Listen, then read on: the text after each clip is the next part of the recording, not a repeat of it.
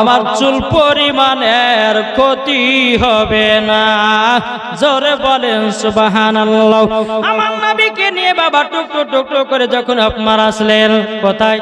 পাহাড়ের নিচে। বাবা মা হালিমা বলছে, বেটা তবে এক কাজ করো, তুমি যখন যাবে বলছে তোমার ক্ষতি হবে না, তো আমার দুধ ছাগলটাকে এনে দাও।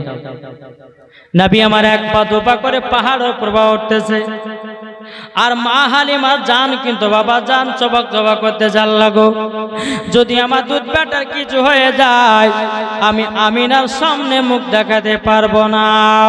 আমার নবী বলছে, মা গো আপনি চিন্তা করবেন লো, আপনি দুঃখ করবেন লো, আমার চুল পরিমাণের ক্ষতি হবে না।